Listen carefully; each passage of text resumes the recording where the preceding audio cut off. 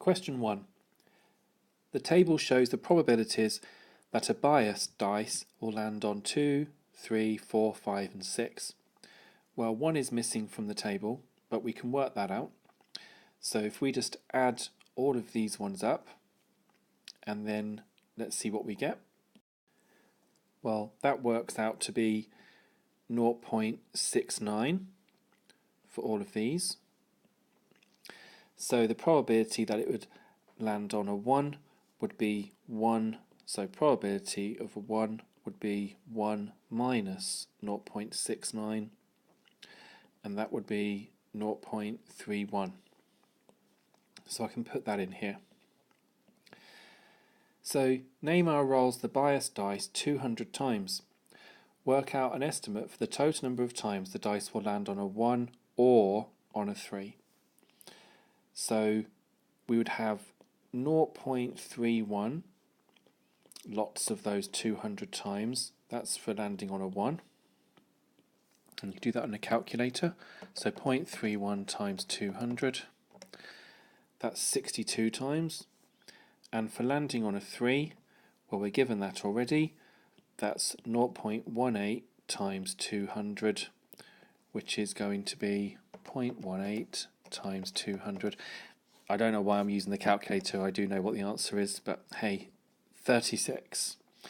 So the total number of times landing on a 1 or 3 would be 62 and 36.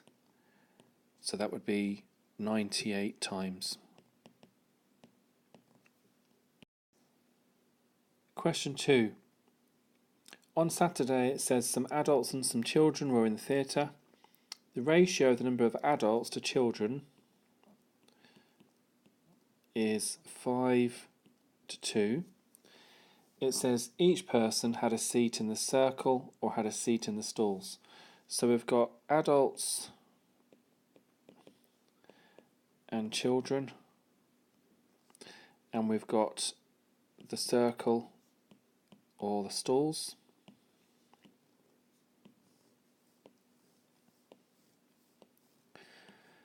So it says 3/4 of the children had seats in the stalls. Okay, so that's 3/4 of all the children. So that means a quarter would be in the circle. 117 children had seats in the circle. So that means if a quarter of the children is 117, then that means all of the children, i.e. 4/4, would be 4 lots of 117. You can do that on your calculator. That would be 468 children altogether. But it says here that there are exactly 2,600 seats in the theatre. Well, we have our ratio here. So if there's 468 children, we can work out how many adults there are going to be. Because if we make this ratio a little simpler, so say we say adults to children is 5 to 2, then if we divide both sides by 2, then we have 5/2 to 1. Now that 1 represents 468 children, so if we times that by 5/2 or 2.5, so let's do that. So 468 times 2.5, that's 1,170 adults. So the next thing to look at is, if we know how many adults and children there were at the theatre, we can add those together.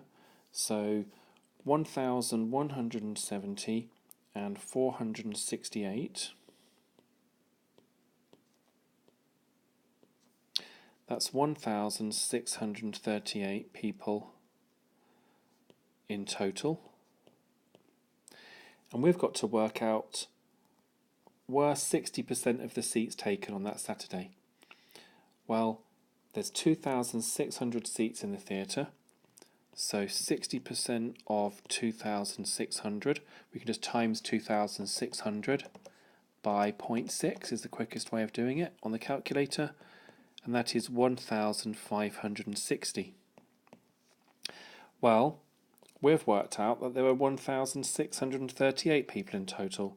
So yes, more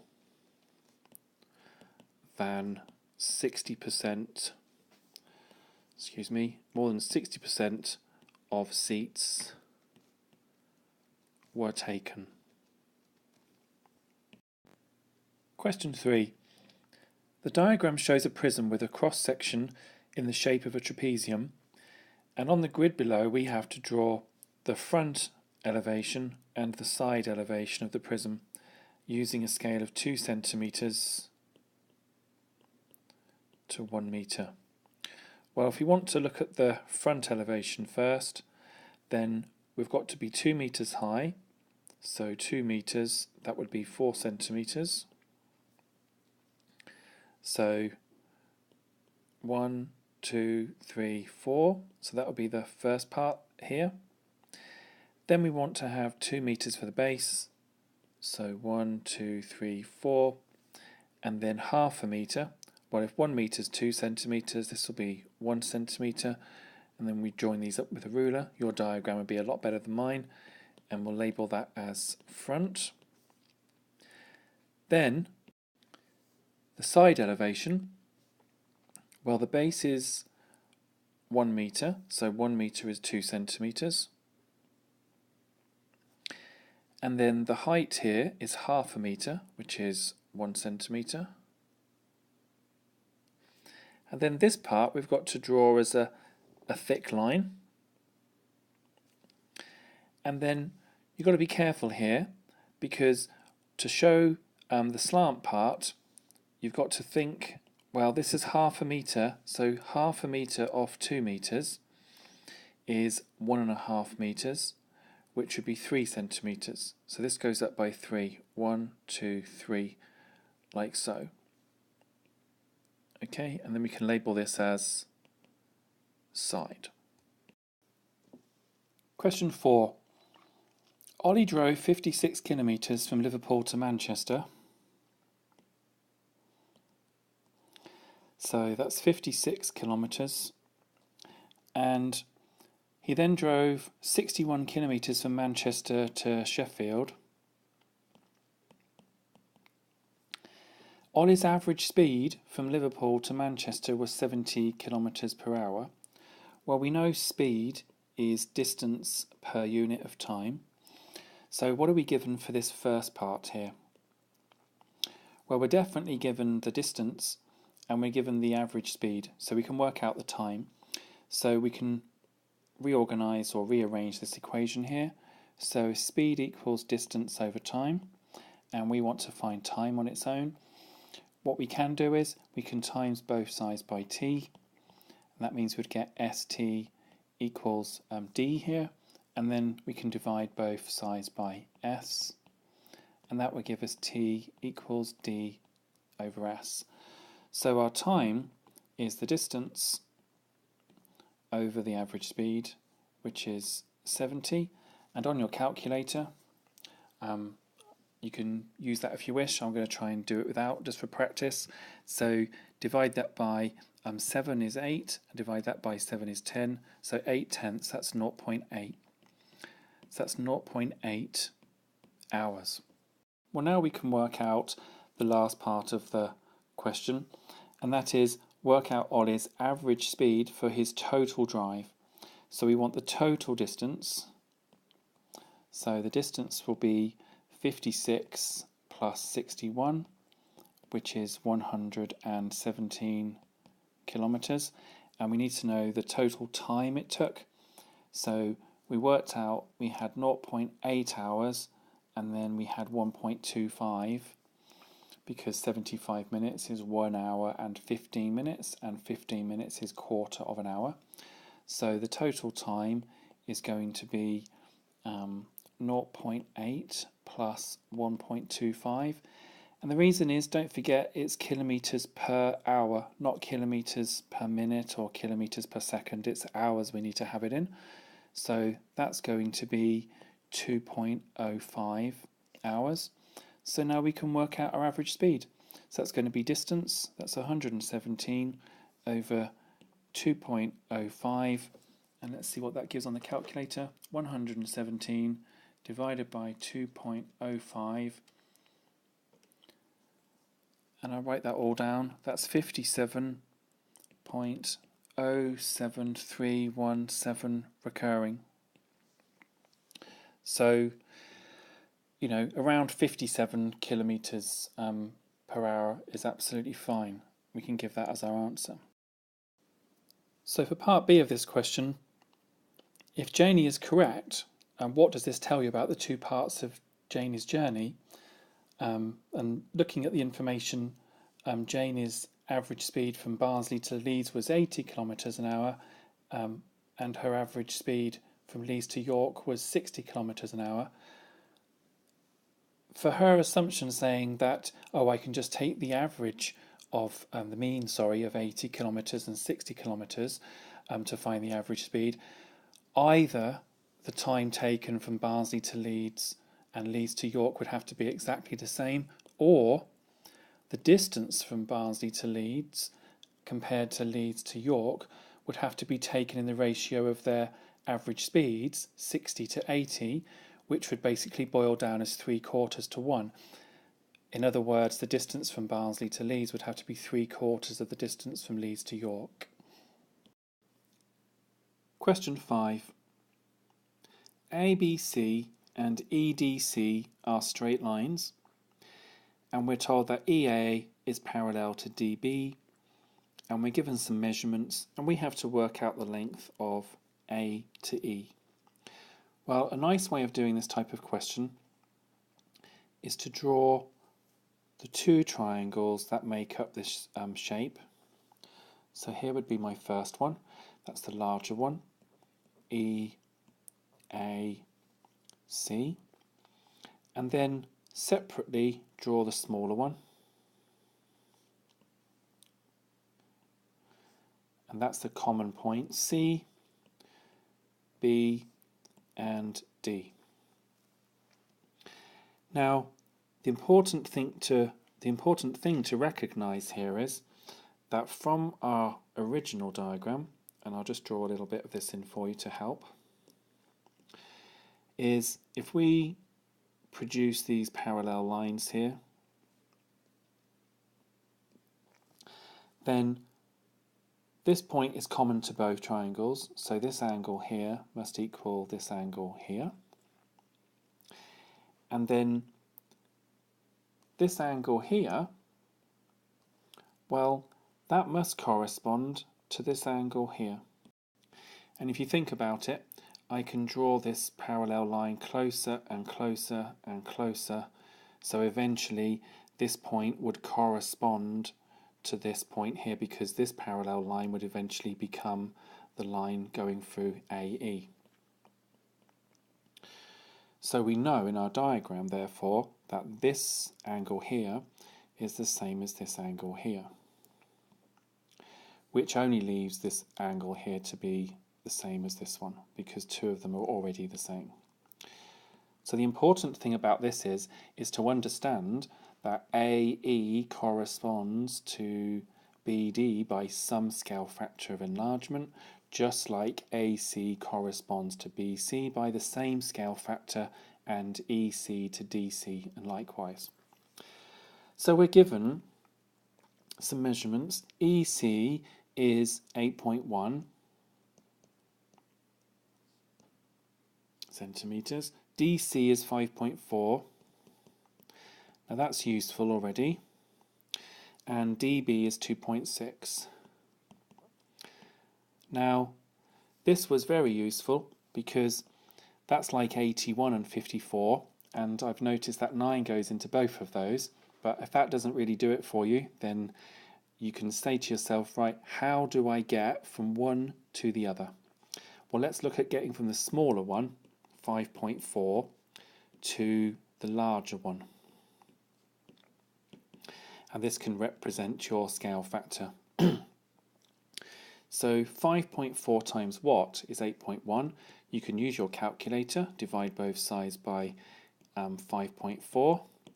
And the reason I like this is because if you divide this by 9, you'll get 0.9. And if you divide this by 9, you'll get 0.6. And 0.9 divided by 0.6 on your calculator or in your head, 9 sixths is 3 over 2, so it's 1.5. So you'd get the scale factor, which is represented by this little box I did here. Your scale factor would be 3 over 2, or if you wanted the decimal, 1.5. So how does that help us find AE? Well, the nice thing is you're given 2.6 here, and we already know that this corresponds by the scale factor 1.5. 1.5 times bigger, because in your original, this one is smaller than this one. So we know that AE must be 2.6 times the same scale factor as we had before. So 2.6 times 1.5, and that is 3.9. So that would be 3.9 centimetres. It now tells us that AC is 6.15, and we have to work out the length of AB. Now, to do this one here, we don't have to worry too much. It wants this length from here to here, so we don't have to worry. We can find this one really quickly because it's going from, well, AC is a bigger side to a smaller one, so we divide by 1.5. So if we do 6.15 divided by 1.5,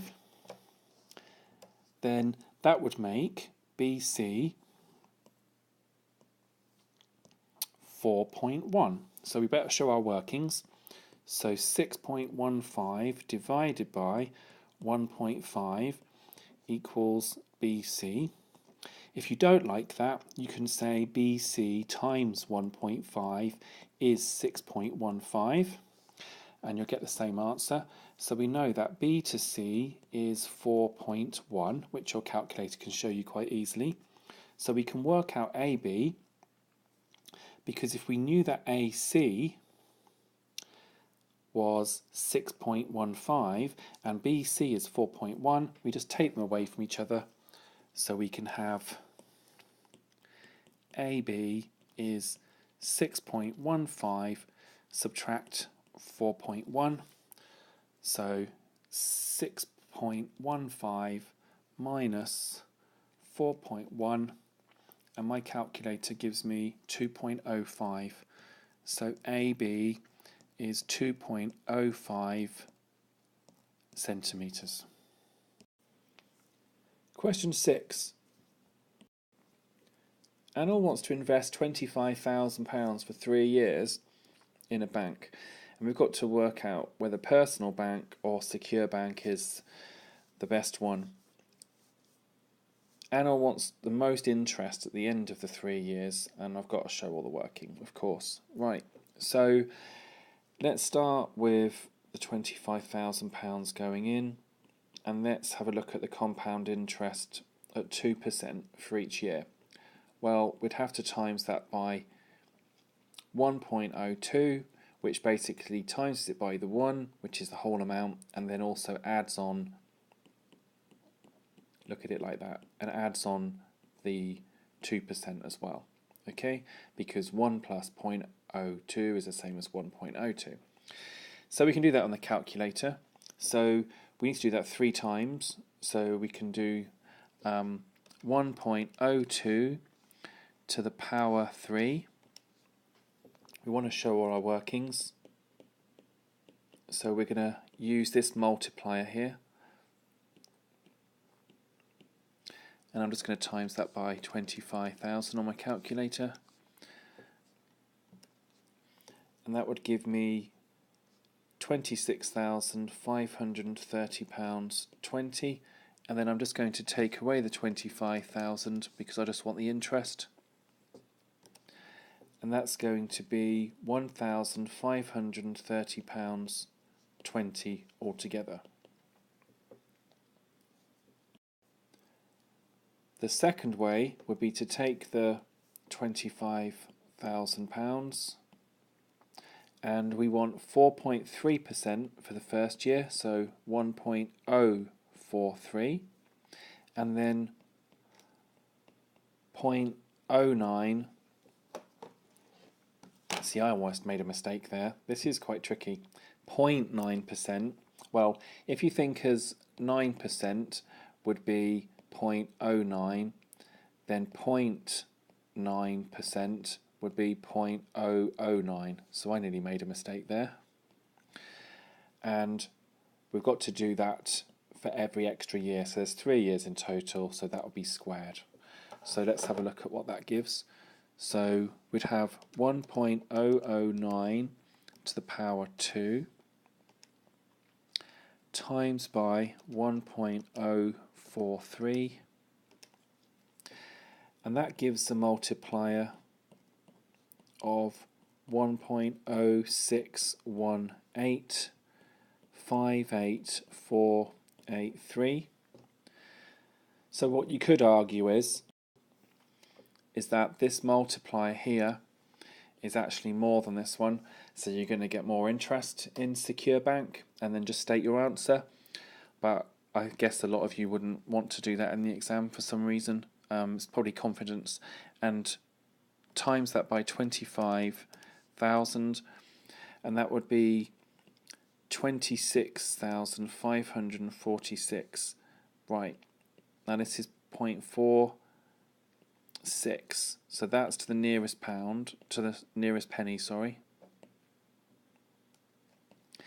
So if we do take 25,000 away from that, that would give us a net interest of £1,546.46, and that's to the nearest penny. So this one, so you would just write Secure Bank gives the most interest. So that's how I would do this question. Question 7. A number n is rounded to 2 decimal places. The result is 4.76. So that's to 2 decimal places. Now, what that means is it's correct to the nearest 0.01, which is the nearest 100th. And a good way of working these out is, if you look at it like a balance, if you take the 0.01 and you split it into halves, into half of the amount, you'll get 0.005 one side and 0.005 the other. Now, I always like doing that when you round something to 1 decimal place or 2 decimal places or 1 significant figure, for example. You can always cut what you've rounded it to into halves, and then you can add 0.005 to make it the upper bound, and you can take 0.005 to make it the lower bound. So what we'll look at is, we can say that using inequalities, write down the error interval for n. Well, if we write n this way, what's the most it can be? Well, if we add 0.005, we'd get 4.765. Now, it couldn't quite be exactly that, could it? Because the 5 would round this 6 to a 7, so we'd have to say anything approaching 4.765, i.e. 4.76499 and so on. So it can't be less than or equal to, so we'll just put less than. So that can be any number approaching 4.765 but not equaling it. However, if we take 0.005 away from 4.76, and you can do that on your calculator if you're not sure, you'll get the lower bound is 4.755. So it could be that, because that would round to 4.76. So we would have less than or equal sign here. So when you're reading the inequality, if you look at this first, it means 4.755 can be less than or equal to n, which means that n is greater than or equal to it, or n is just less than 4.765. So that's the best way of writing the inequality that shows the bounds for n. Question 8. The cumulative frequency graph shows some information about the heights in centimetres of 60 students. We have to work out an estimate for the number of these students with a height greater than 160 centimetres. So in your exam you would carefully use your ruler and draw a nice dotted line reaching the graph, the curve, and then we'll read across. So looking at my graph here, I can see that we're on the 48 mark. So it says the students with a height greater than 160 centimetres, so that would just leave 2 and 10 more. So that would be 12 students in total.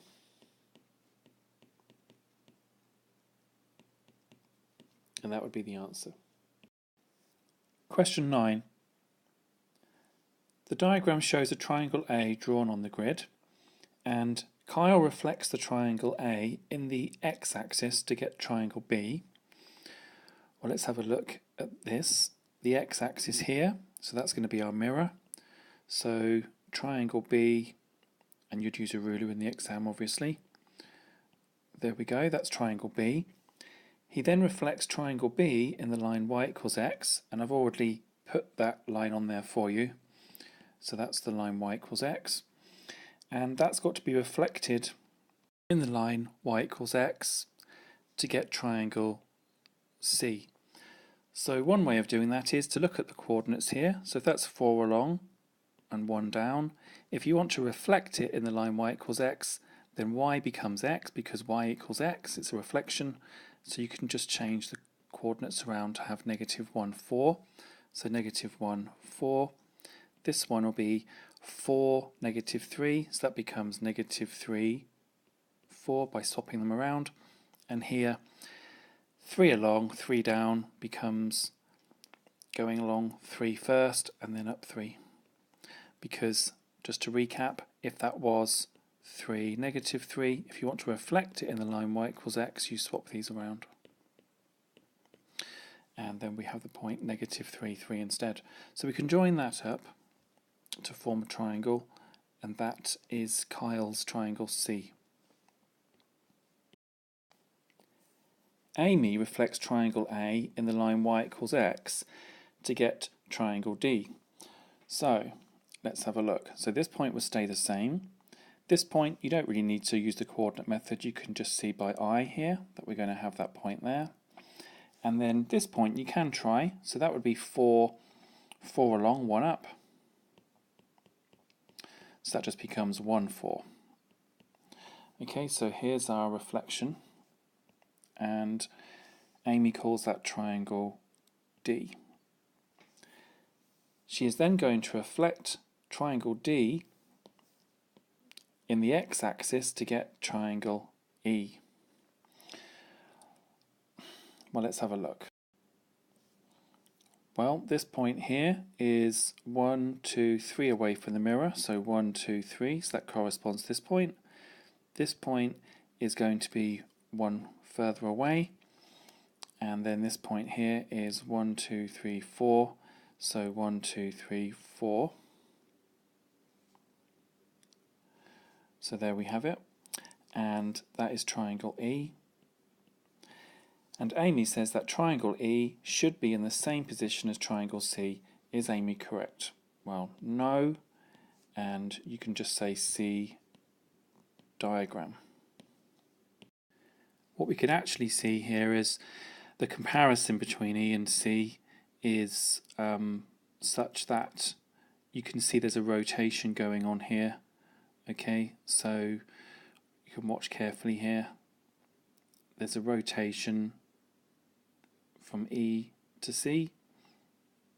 I'll just let that play for a little bit. And if you look at the diagram, when it goes through A, you can see that to get from A to C is an anti-clockwise rotation of 90 degrees, and likewise the other way around, you can see it, if I can just get this diagram to and work. Let's have a look. And if you want to go from A to E, then you can see it's a clockwise rotation. Okay, so that's a bit too much emphasis here on why it's not the right answer. I think if you just show your diagrams, clearly label them, then you're going to get full marks. But I just wanted you to see how C and E differed from each other. Question 10. The table shows some information about 8 planets. It says write down the name of the planet with the greatest mass. Well, the highest power of 10 here is 10 to the 27. So that would be Jupiter in this case. Find the difference between the mass of Venus and the mass of Mercury. So we've got 4.869 times 10 to the 24 minus 3.302 times 10 to the 23. And I'm going to give that in standard form, although it doesn't say, so I'm going to put that on the calculator quickly. And that gives me 4.5388 times 10 to the 24 kilograms.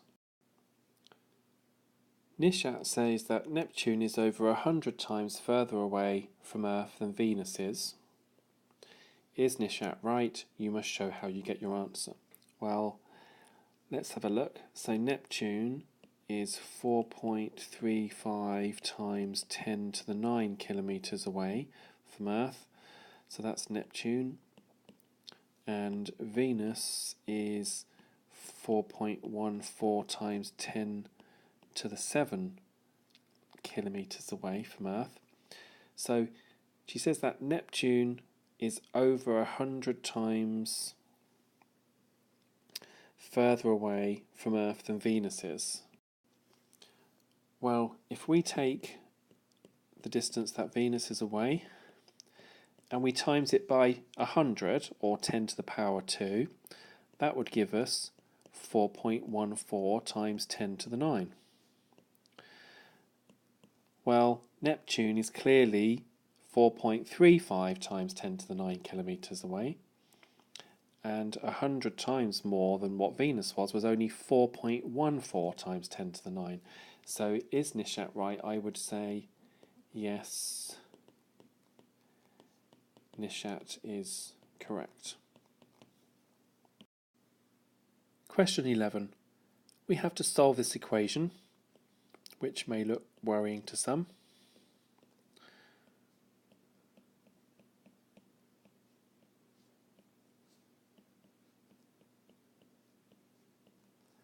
First thing to notice, and I said this in a different question on this year's papers, is to put a bracket around this to help you remember not to get stuck here. Okay, so I think the first thing I would look at is how can I get rid of these ugly denominators here, 4, 3 and 6. Well, I know if I times both sides by 12, that will help me a great deal. So if I times this by 12, this by 12, and this one by 12. So I've times this entire side by 12 altogether, and I've done exactly the same to this side because it's a balance, it's an equation. Then I can cancel, and I would have 12 divided by 4, that would be 3. I'd have 12 divided by 3, that would be 4, and I'd have 12 divided by 6, and that would be 2. So my next line of working would be 3 lots of 3x minus 2 minus 4 lots of 2x plus 5. That's why these brackets were quite useful. Equals 2 lots of 1 minus x. I'm now going to expand these. So that's 9x minus 6 minus 8x minus 20 equals 2 minus 2x. I'm going to collect the like terms together here. So that's going to be x minus 26 equals 2 minus 2x. I'm going to add 2x to both sides here.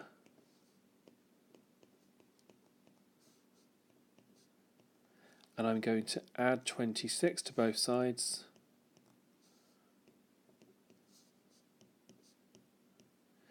Now, if I have 3x equals 28, then all I have to do is divide both sides by 3.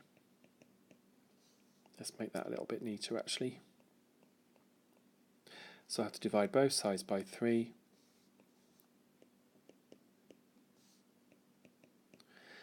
And that would give me x equals 28 thirds, or 28 divided by 3. And I would leave it as that. Question 12. There are 30 students in Mr. Lear's class. 16 of the students are boys. 2 students from the class are chosen at random, and Mr. Lear draws this probability tree diagram for this information. We have to write down one thing that is wrong with the probabilities in the probability tree diagram. Well, if 2 students from the class are chosen at random, then if the first student is chosen, then I agree that could be 16 out of 30, but there's definitely something wrong here, because if one of the students that is chosen is a boy, that would mean there'd only be 29 students left to choose from. So the first thing that we can say is, and I've written it, the denominators for the second student are wrong. Another thing I've noticed is that the probabilities should sum to 1, and they don't. They both sum to 29/30ths. And I've written that there for you as well. The sum of the probabilities for the second student don't sum to 1. And I'm talking about dependent on the first choice, obviously. So either just these two or just these two fractions here should sum to 1. The next part says that Owen and Wasim play for the school football team. The probability that Owen will score a goal in the next match is 0.4. The probability that Wasim will score a goal in the next match is 0.25. And we've got to look at what Mr. Slater says, and that is the probability that both boys will score a goal in the next match is the sum of these probabilities. And we've got to say, is Mr. Slater right? Well, let's have a look at a simple tree diagram. So this can be for Owen, and this can be for Wasim. And Owen's scoring would be 0.4, and so not scoring would be 0.6. And then for Wasim, Owen could score, and Wasim, it says the probability of him scoring is 0.25, and for him not scoring would be 0.75. However, Owen could have not scored his first, and Wasim could have gone on to score, which is 0.25, and not scoring, make myself a bit more room here,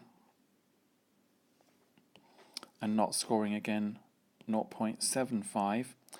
So the probability of them both scoring, you follow the rules of the probability tree, and here we have to multiply the outcomes. And the way I've explained this in the past is if, and you can fast forward this if you already know how to do this, if you had, for example, 100, let's say 120 cars, let's say here. I've got to find a number that works nicely. If 40% of those 120 cars turned this route, then we would have 48 cars, and that would leave us with 72 cars turning down to this route. But then a quarter, it says, of these cars would have to turn this way, i.e. left. So a quarter of 48 would be 12, which would leave 36 here. And then a quarter of this 72 cars would turn left here, and you would have 18 and then 54. But the point I'm trying to make is, how do we get the number 12 as opposed to 120?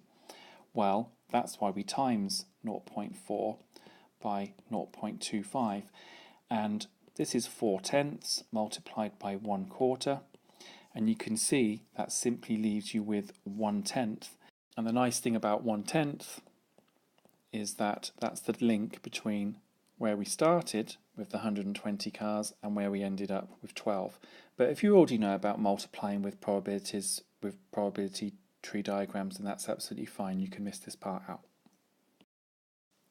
So I've put my reason in here, no, and there's my reason. Question 13. The histogram shows some information about the ages of the 134 members of a sports club. We're told that 20% of the members of the sports club who are over 50 years of age are female. Work out an estimate for the number of female members who are over the age of 50. Well, let's have a look a little bit more closely here so we can see. If we label 50 here, we can see that if we want to find the area of this part of the bar, that would represent the number of women in that particular bar. So we've got this area to find first, and we can see that that represents a base of 10 and a height of, well, this goes up in I think it's 0.1, so 1.1, 1.2, 1.3, 1.4, and so on. So this would be 10 times 1.4. And then we'd like to find the area of this one, which is from 60 to 90. So that is 30 lots of, and we've got 0.5, 0.6, that would be 0.7. So without too much calculation, that's going to be 14, and that's going to be 21. So that's a total of 35 people. And the question clearly wanted 20%. It said 20% of the members who are over 50 years of age are female. Work out an estimate for the number of female members who are over 50 years of age. Well, that's just going to be 20% of that amount. So 20% of 35, well, that's just going to be easily done with a calculator.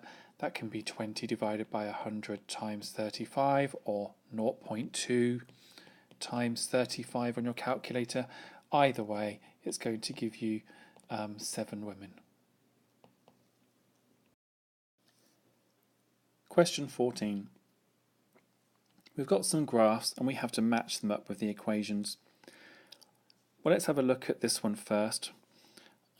Y equals 2 to the power of x. Well, if x is 0, 2 to the power of 0 is 1. So we're looking for one of these that will go through 1 potentially. And this one's a potential, and so is this one. And it could be this one. I can't see any others that intersect at a value not 0. And then also, as x increases, then y increases. So if x is 1, we would have 2 to the power 1, which is 2. If x is 2, we'd have 2 to the power 2, which is 4. So this doubles each time. So we're looking for a shape that has something like so. Now, this one definitely seems to work out. This one doesn't, so we can rule that one out. And we can rule this one out. So we're going to say that this one is graph A. Now let's have a look at y equals 4 over x. Well, if x was 0, then 4 divided by 0, that wouldn't be defined. So we're looking for a graph here that has something strange happening at 0. Well, this one has something strange happening at 0, and so does this one. The rest seem to be okay. So it's either B or H. But we know that when x increases, then 4 divided by something that increases decreases. So and this is for x being nice, whole, positive numbers. So this one here seems to do the trick. So it starts out, for example, when x is 1, we have y is 4. When x is 2, we have y is 2. When x is 4, we'd have y as 1. And then likewise, if we had x was a half, 4 divided by a half is 8. So if I had a half here, then it's going up to 8 and so on.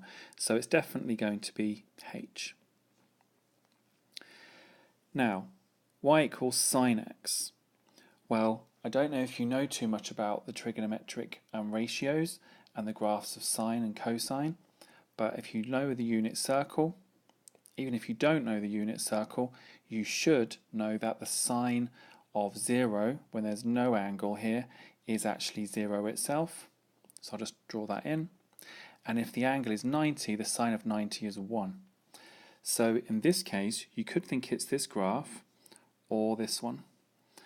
But if we know the sign of 0 is 0, then the sign of 90 is 1, and that's where that would be, and this would be the angle. So we know that it's going to be C for this one. This happens to be the graph of cosine x. That leaves us with trying to find a cubic now. And the best way I would do for this one is to firstly get rid of the ones we've already got. So we're going to get rid of C here, we're going to get rid of A, and we're going to get rid of H. Well, let's see what we know about y equals x cubed plus 4x. Well, we could factorize this, and that would be x squared plus 4. And that's interesting because we know that when x is 0, we would have 0 times 4 in here, which is in itself 0. So we know this one crosses at 0. So we can get rid of this one, and we can definitely get rid of this one. And it just leaves these two in here. Well, what I would personally do is I would just put in a number like x equals 1, for example. And that would give me 1 lots of 1 plus 4, which is 1 lot of 5, which is 5. So if x is 1, we have 5, and that would be fine for this one. But it certainly wouldn't be up here for this one. In fact, it would be down here. And you might also know from being taught at school that the cubic has this type of shape also. But just be very careful that you can try and eliminate the ones you definitely know it isn't. Question 15. A, B, C and D are 4 points on the circumference of a circle. And AEC and BED are straight lines. Okay, so this is a straight line here and a straight line here.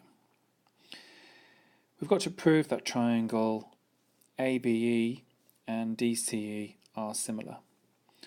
We must give our reasons. So we're going to be careful here because we've got to show our reasoning carefully. So the first thing I've noticed is that if we're looking in this triangle here and this triangle here, then first of all we know that this angle here is the same as this angle here, so we can say that angle AEB is the same as angle DEC, and that's because they are opposite angles. We also know that this angle here is the same as this angle here because we've got a chord here which splits the whole circle into a minor segment and a major segment, and angles in the same segment are equal. So DCA must equal DBA. So what do we write as our reason? And there's my explanation, because angles in the same segment are equal. Angle ABD is the same as angle DCA. Now, that would mean that by default, that the third angle would be the same, because the triangle already has two angles which have been taken, so the third one must be equal. If you don't like that, then you can just repeat the same idea. This chord splits this into a minor and a major segment, so you can also see here that angle BAC is the same as angle BDC for the same reason. So I've given that reason there, it's the same as before. So we can then say that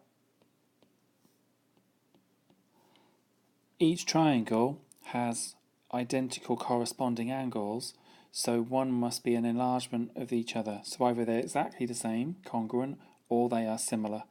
Try and look at the similarity also as being a scale factor enlargement, and congruency as being a scale factor enlargement of 1. So they don't change. So that's that question done. Question 16. it says using algebra, let's prove that 0.136 recurring times 0.2 recurring is equal in value to 1/33. Well, if we let x equal 0.136 recurring, then we can, as I'm sure you know, we can start playing around with both sides by timesing by powers of 10 until we get something nice. So if we times both sides by 10, we'd get 1 point and then the 36 recurring part. If we times it by 10 again, we'd get 13.6, and then don't forget the 3 would follow here because it's 6/3 recurring. This goes on, don't forget. Okay, so then what we can do is we can times it by 10 again and get 136.36 recurring. Now the key is to look for where you can take away and get rid of the recurring part. That's the whole idea. So if we look at 1000x minus 10x, that would give 990x, and then if we do the 136 take away the 1, because don't forget these parts will cancel off, we'll get 135, and that is nice. So x is 135 990ths, and your calculator may be able to cancel that down for you. So I don't have mine at hand right now. So if you divide both sides, top and bottom, by 5, you'll get 27, and if you divide the bottom part by 5, you'll get 180, 198, I think. And then you can divide the top by 3, and let's have a look. I think you could divide the top by 9, so you could have 3 here, and 198 divided by 9 will be 22. So I think that's 3/22. Then if you let y equal 0.2 recurring, which you probably should know as 2/9 anyway, but if you don't, you can do it in the same way. Times both sides by 10, and then you see if you do 10y take away y, do the same to both sides, you'd have 9y equals 2, so y would be 2/9. So what we want to show is 3/22 multiplied by 2/9, does that give 1/33? So if we call z 1/33, that's what we've got to try and find. So don't forget we're timesing here, we're not adding. So these would cancel through nicely to give 1/11. This would cancel through nicely, and so we'd have 1/11 times 1/3, which equals 1/33, which is the same as z. So we have shown that 0.136 recurring times 0.2 recurring is equal in value to 1/33. Question 17. We're given a sector ONQ, we're given some information about it, so we're given that the radius here, if it was a circle, would be 11. We're also given that OAB is equilateral, and we're told that these are 7 centimetres each. Well, we're not told they're all 7, we're just told it's equilateral, and we can work out that they're all 7, and because it's equilateral we can work this angle out to be 60 degrees. So to me it's quite a simple job of finding the area of the sector, the area of the triangle, and then taking them away from each other.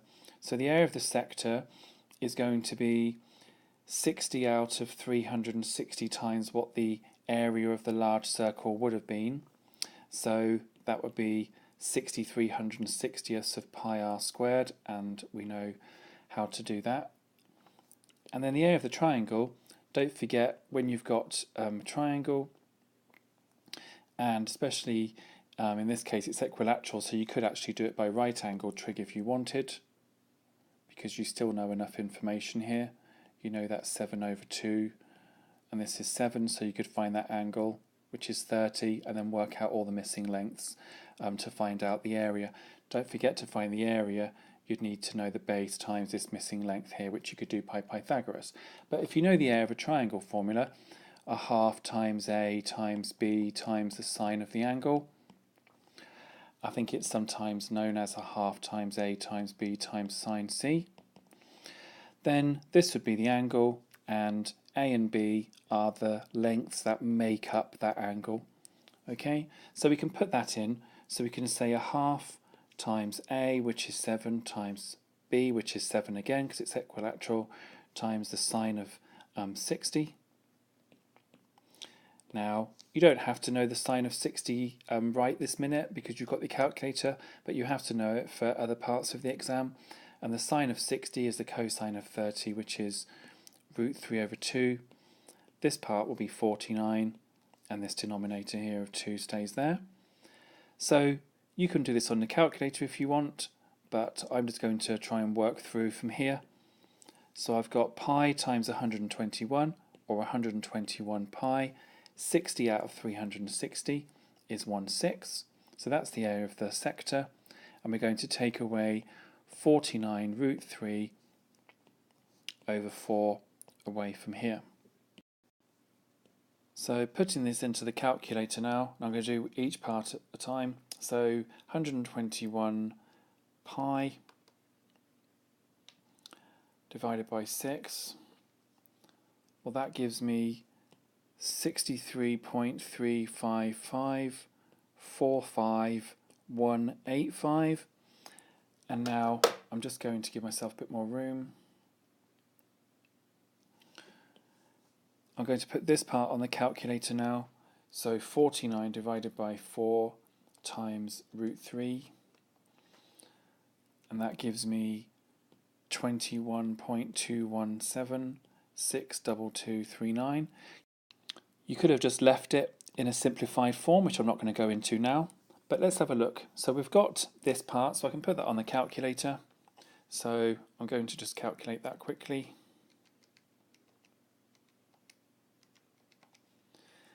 And I get 42.137,82946. That's all the decimals on my calculator. Now, that's going to be in centimetre squares, but we want to calculate the area of the shaded region as a percentage of the area of ONQ. Well, all we have to do here is take the decimals that we've already got, use our calculator and change into a percentage. So we've got our numerator here, which we've just written down. What fraction of the whole part, so the whole sector we've got as well, which was 63.355,45185. I'm going to decimalize that now. So let's have a look, 355. And I get 0.665,101,8693. And if I want to change that into a percentage, then I think you can see that will be 66.51018693%. We want it here in the question, it wants it to one decimal place. So I think we can see that we're going to have 66.5% to one decimal place. So don't forget, you could have just worked through with all of this in terms of non-decimals, and then you would have had a non-decimal here and a non-decimal here, and you could have put it all into your calculator using proper brackets around everything, and you would have got the same answer. But it doesn't hurt to use the calculator for speed in this particular question. Question 18. We have 16 to the power a fifth, or the fifth root of 16, times 2 to the power of x, x is what we want to find, equals 8 to the power of 3/4. Well, I think this is quite a difficult question because you've got plenty of choices and it's about making the best choices here. You can either get every base to be the number 2, which is nice, or you can make every base 4 or 8 or 16. Any power of 2 will be fine. But try and stick with something nice and easy. Okay, so let's stick with 2. So what you have to say to yourself is, can I make 16 out of 2 to the power of something? Well, yes, you can, because it's 2 to the power of 4. And then the 1/5 is there waiting for us. The next part, don't need to change. 8. How can I make that as powers of 2? Well, it's 2 to the power of 3. Then notice you have to use your rules of indices, where if you have a to the bc, that's the same as a to the b to the power c. So you multiply b and c together. Don't confuse that with a to the b times a to the c. That's different. So in this case, you will have 2 to the power 4/5 times 2 to the power x equals 2 to the power, well, be careful, 3, look at that as 3 whole ones. 3 whole ones times 3/4 is 9/4. Now we can use the other rule of indices. We can either do it that way by adding 4/5 to x, or we can divide both sides by 4/5. So I personally would just go ahead and just add the powers. So I would then have 2 to the power x plus 4/5 equals 2 to the power 9/4. And what that must mean is that x plus 4/5 has to be equal to 9/4 to make this balance. The alternative here was to divide both sides by this quantity here, and you would be left with 2 to the x equals 2 to the 9/4 divided by 2 to the 4/5. And I hope you can appreciate then that would give you 2 to the x equals 2 to the 9/4 minus 4/5. And that would indeed give you the same as what we've got here. So sticking with the way we went, what that means is we'd have x plus 4/5 equals 9/4. So take 4/5 on both sides, and we'd have 9/4 minus 4/5, which is going to be, well, 45 minus 16 over 20. 45 minus 16, this is a calculator paper. So if you're struggling with 45 minus 16 under pressure, then don't worry. So you've got 29/20. So that would be your answer for x. Just having a look at the mark scheme, for those that are worried, then you can just write that as a decimal because your method may have lent itself better to decimals. And of course 29/20 is 14.5/10, which is 1.45. Don't worry, that's absolutely fine also. One thing I would stress is maybe try the question in a different way. Maybe get all of them in terms of fours, and I'll just start you off quickly on this one. So 16 is 4 squared to the 5th. Let's create a bit more room here. And then 2, well, how is that in terms of powers of 4? Well, that's the square root of 4, so that's 4 to the half to the x. And then what is 8 in terms of powers of 4? Well, 4 to the power of a half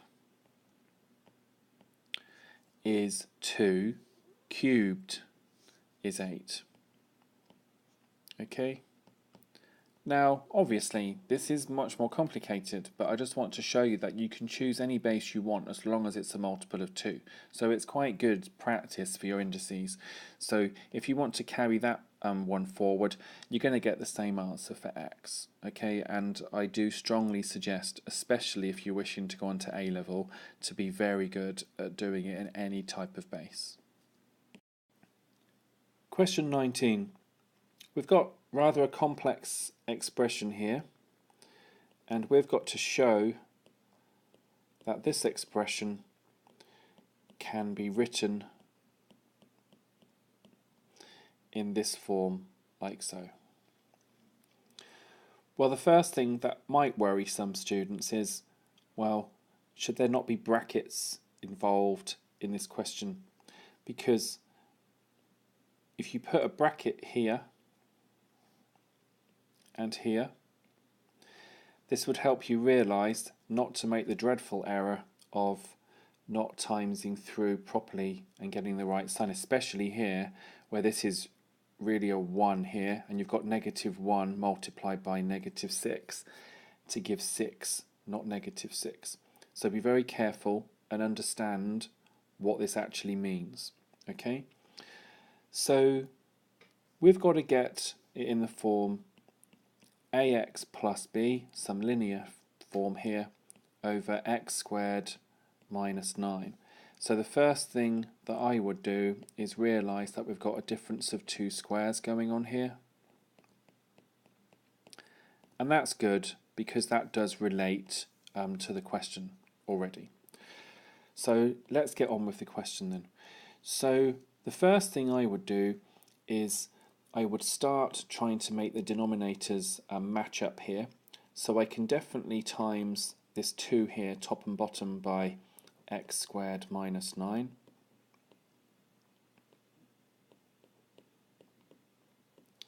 And that doesn't change its value because x squared minus 9 divided by x squared minus 9 is just 1.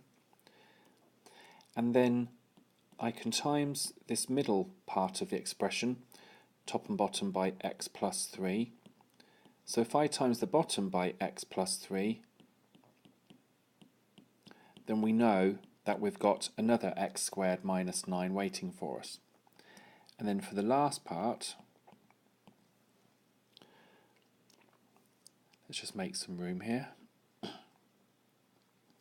And so for the last part, we times top and bottom by x minus 3. And that also would give us x squared minus 9.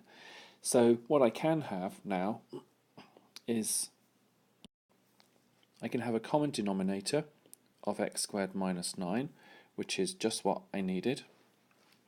And all I have to do now is be very careful with my multiplication. So I'm going to just extend this line here. So be careful with my multiplication with brackets, i.e. my expanding. So I'll do this in this way to help people understand it a bit better. So 2x squared minus 18, and then what I would do here is put a minus sign here and put a square bracket, and then just do this as if the negative sign wasn't there. So I'd have x squared, then 3x and 2x is 5x plus 6. Again, multiply these out. So I'd have, and imagine as if the minus sign wasn't there, because it'll just make it easier for you, x squared minus 3x minus 6 more, that's minus 9x, plus 18. Now we're going to get to the answer reasonably quickly now, so let's have a look. So we'll just look at this part here, and all we've got to do now is just be careful on our variables here and see that we've got them all right. So we're lucky here because we've got 2x squared minus x squared minus another x squared, so that's 0. I've got negative 18, which I'm just going to put here. And then I've got minus 5x minus 6 plus 9x minus 18 all over x squared minus 9. Now don't forget the question, it wanted it in the form, let's have a quick look, it wanted it in the form ax plus b over x squared minus 9.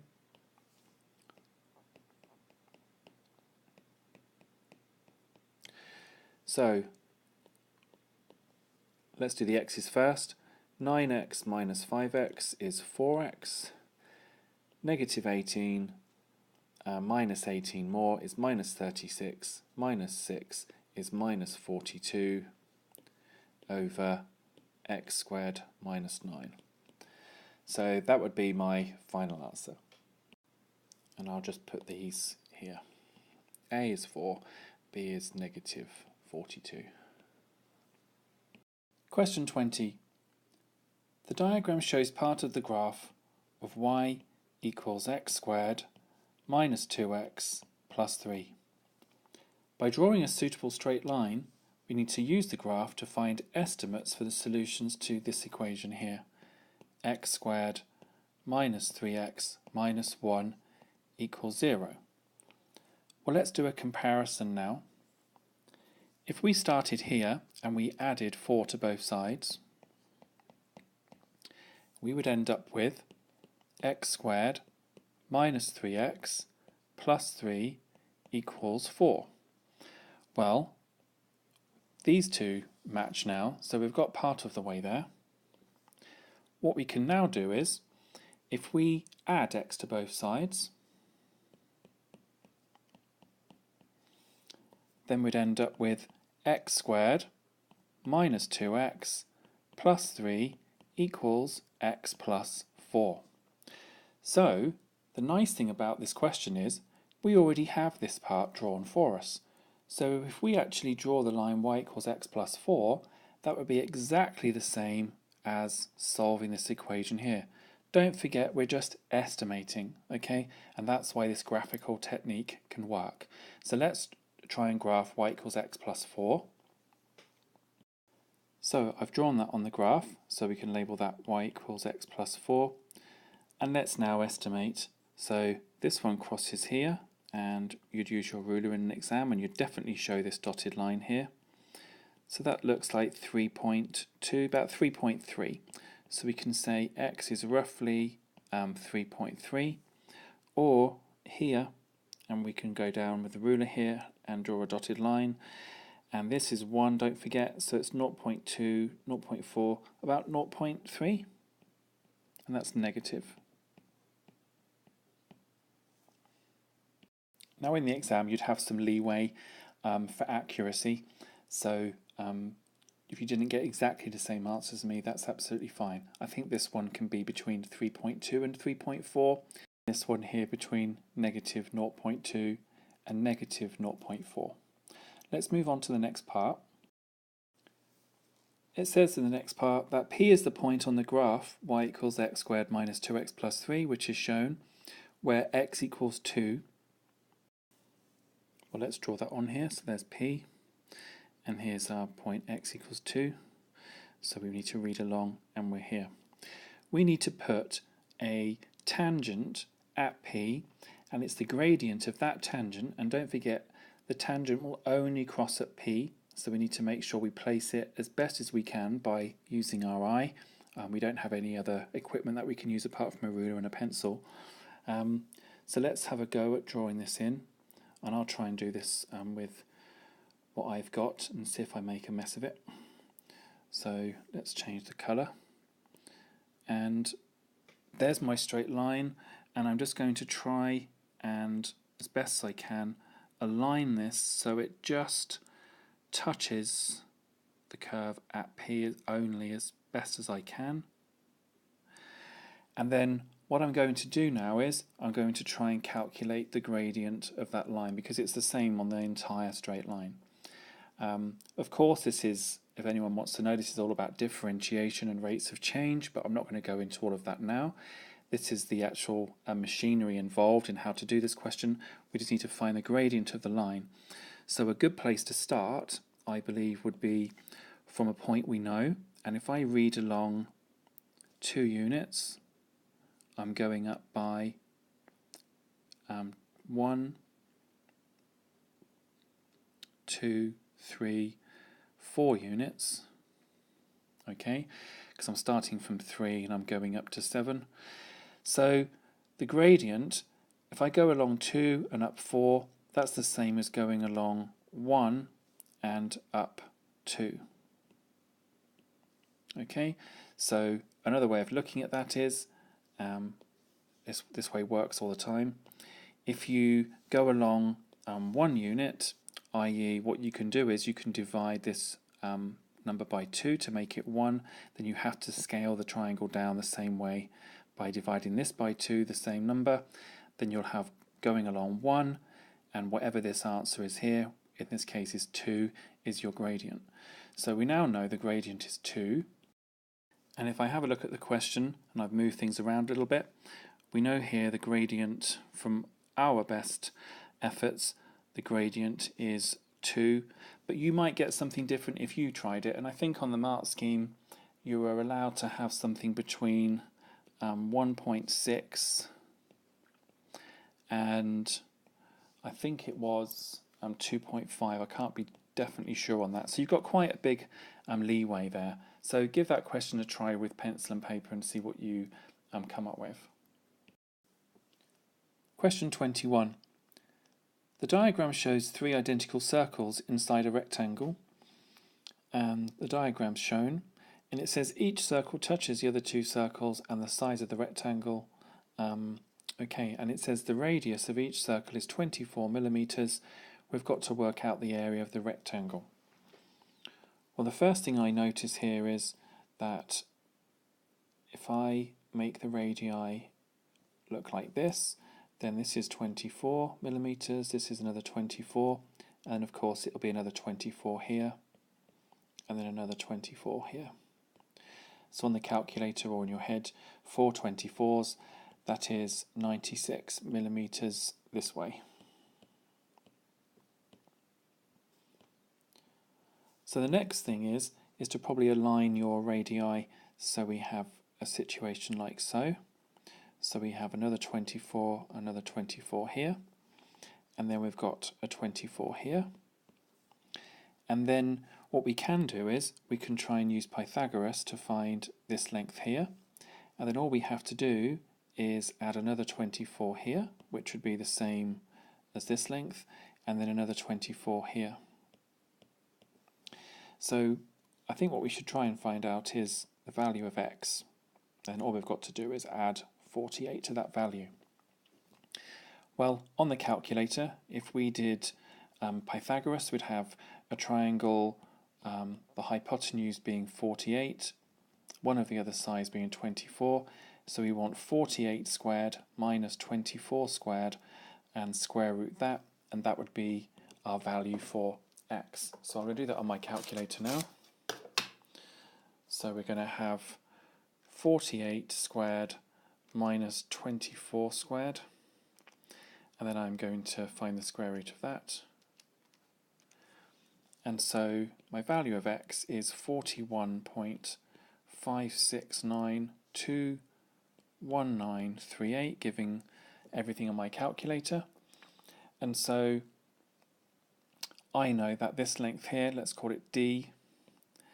D is going to be, and I'll say approximately because this is rounded, that's going to be x plus 48, because don't forget we had to add these 2 values. So if I add 48 to that, that gives us d to be 89.569213938. Everything on my calculator display.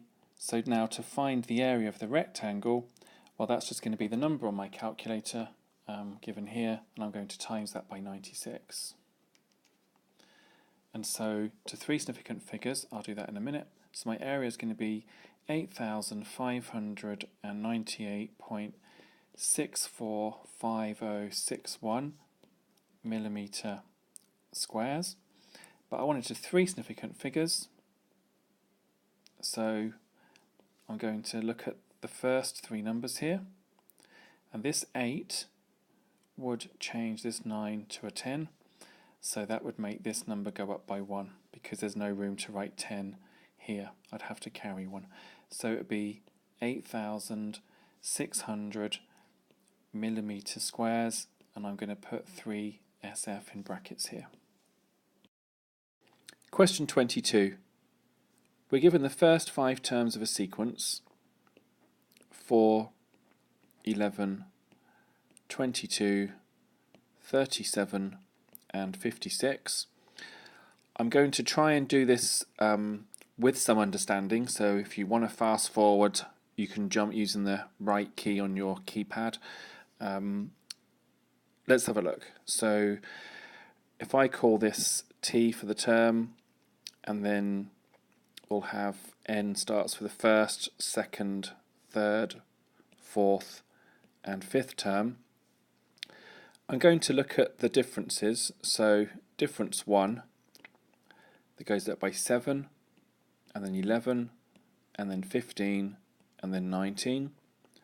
The second differences go up by 4, and that's a good thing, because if they're all constant on the second difference, then that will help us find what we need in terms of the coefficient of the squared term. Now, don't get too worried about this, but most of these sequences are not too bad if you understand this is the general form for a quadratic. Now, A would have to be non-zero, because if it was 0, then you would just have a linear term like Bn plus C. Okay, so we're going to have to find A, B and C.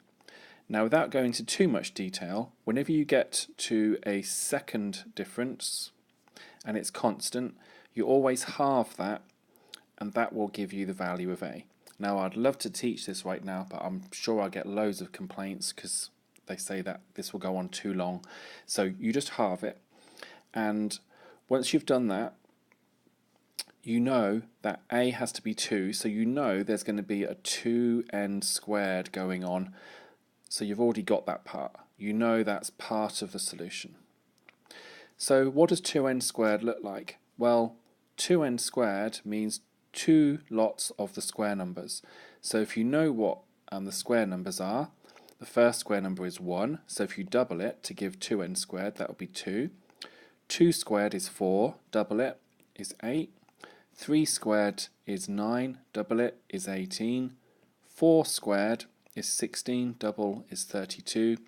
And 5 squared is 25, double it, you get 50.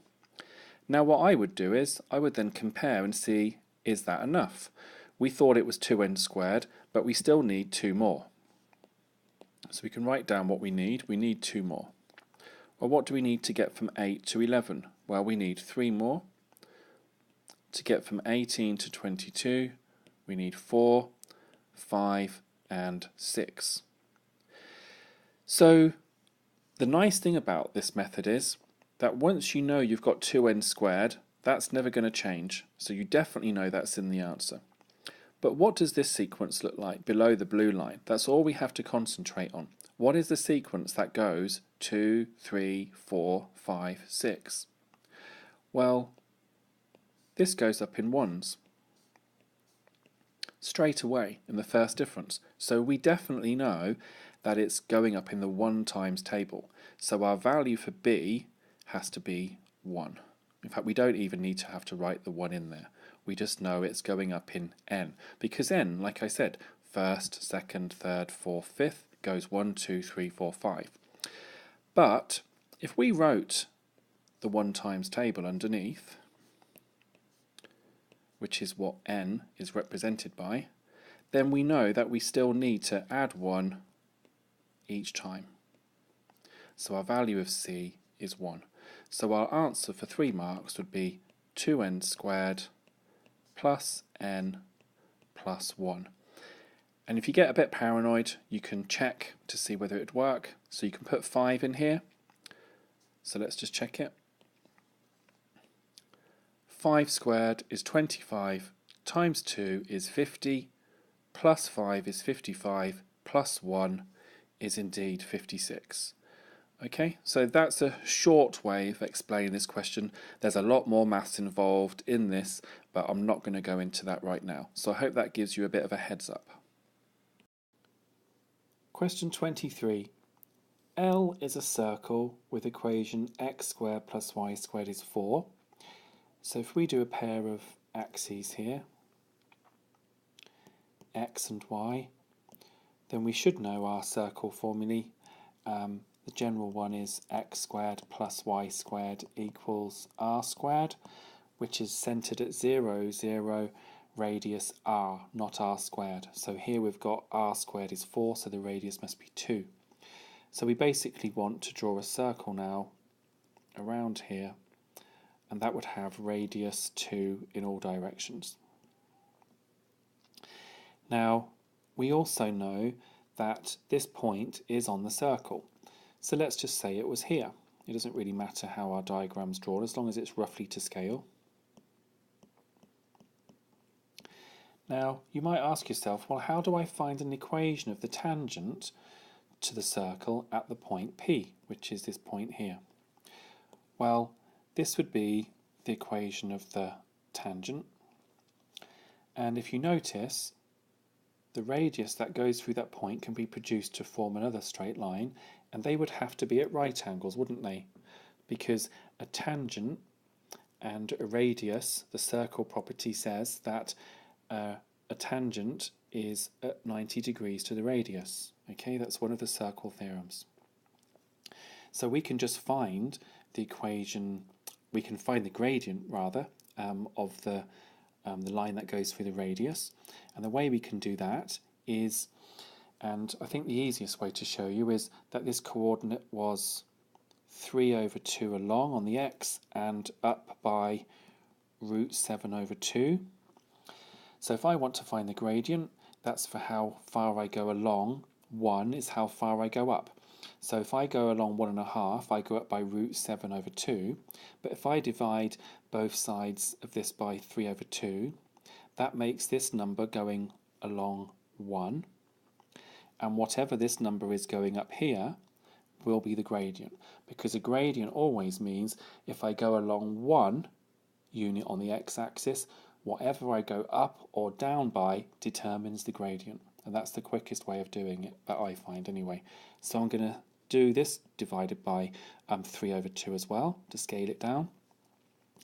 So my gradient, and I'll put gradient subscript r because it's the radius, is root 7 over 2 divided by 3 over 2, which as you know is root 7 over 2 times 2/3. These cancel. So we're left with root 7 over 3. So we know that if we want an equation to the tangent, then its gradient, I'll put m subscript t, must be the reciprocal of this number, but going the opposite way, so the sign will be negative. Because don't forget, if two lines are perpendicular, then their product of their gradients is always -1. Now, what we can do here is times top and bottom here by root 7 to rationalise the denominator. So this is m subscript t. Let's get this right. That would be -3 root 7 over root 7 times root 7 is just 7. So that's really nice. We've nearly got our straight line. What we can now do is say to ourselves, well, we know that y equals mx plus c. So we know our equation is y equals -3 root 7, and I'm going to put a hood around this 7 so we don't think it's around the x as well, over 7. So that's the gradient, plus some intercept. And how are we going to find that? Well, the nice thing about this diagram is we know that this line has to go through the point P. So we know that when x is 3 over 2, y has to be root 7 over 2. So we can just substitute these values in and look what it will help us find. It will help us find the missing link, which is c. So when y is root 7 over 2, then we have x is 3 over 2. I'll put a bracket around that. Now let's cancel out some of these things if we can. Well, nothing to cancel, but we've got root 7 over 2 here. The 3 times the 3 is 9. And 7 times 2 is 14. And what we can do is, we can then add this to this side here. Add this to both sides. And what we would have is root 7 over 2 plus, because we add 9 root 7 over 14 to both sides, then we have 9 root 7 over 14 here equals c. If we get the denominators the same by timesing top and bottom by 7, then what we'd have is 7 root 7 plus 9 root 7, which is 16 root 7, and the denominators match, their 14ths.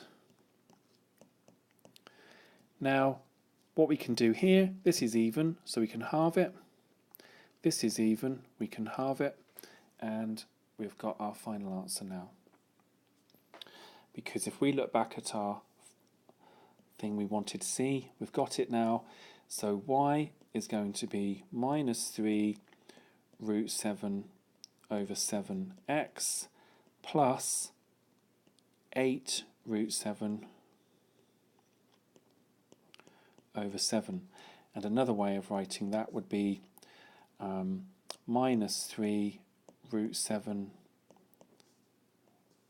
Be careful with where you put the root sign, plus 8 root 7, and you can put it all over 7 if you want. There's many different ways of writing that straight line, but there's 2 of them for you.